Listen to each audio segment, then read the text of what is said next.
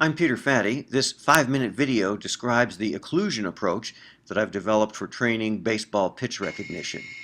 The occlusion approach means cutting off the video of an opponent, in this case a pitcher, and forcing the subject or the trainee to guess what type of pitch.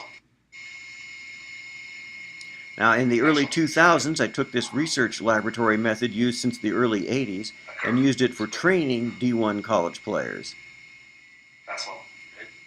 This is the hardest occlusion point cut off right out of the hand. Earlier, the batter was able to see about 10 feet of ball flight.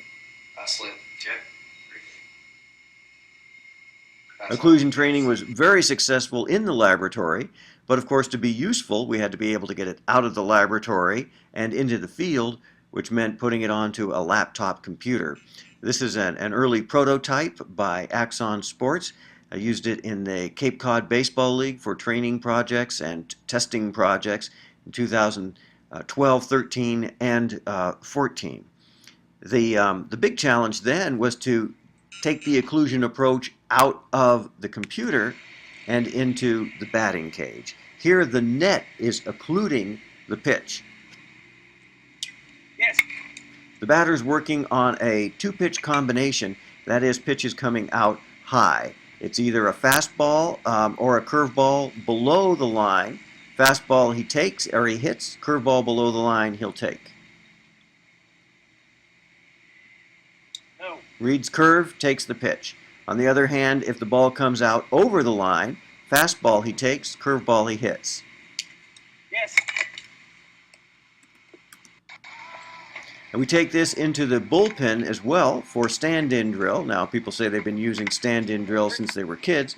The difference here is that the batter needs to call out the pitch, either the type of the pitch, or yes, or hit. Doesn't really matter what word it is. He's got to get that out before the ball hits the catcher's mitt, which means that his attention needs to be cut off, needs to be so focused on the release of the pitch to be able to get that word out before the ball hits the catcher's mitt. I call that attention occlusion. Ultimately, we're working towards where the batter can make such a strong visual image of the pitcher that he doesn't need one. Here the batter is working on a right-handed pitcher, working him over with the slider off the corner, fastball on the corner combination. No.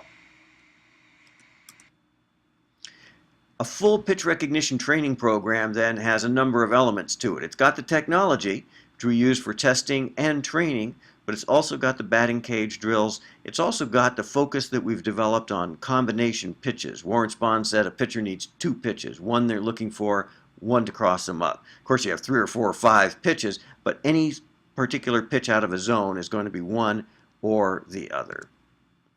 The team that in the 2013 into 2014 preparation and then season worked with a full program like this had substantial gains. Almost half again as many runs per game in conference.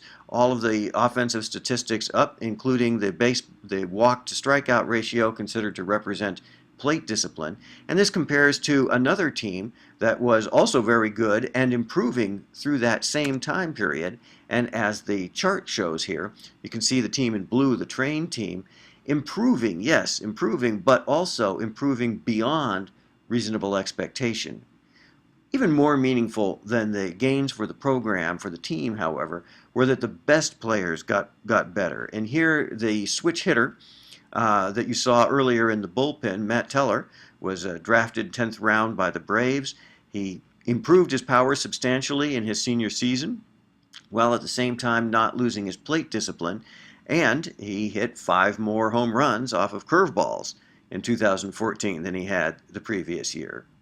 So, what we've shown, what we've demonstrated, what we've worked out is getting this approach into baseball routines, normal stuff. It doesn't feel exotic to the players at all. There's no sign of paralysis by analysis, just like technique or weight training work. We do the heavy work off season, maintenance in season. We see the team offensive gains. We see the best hitters getting better.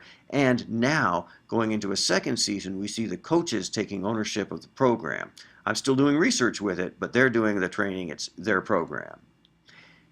I invite you to email me at peter.fatty@gmail.com to talk about an occlusion training of pitch recognition clinic or potentially a program with your team.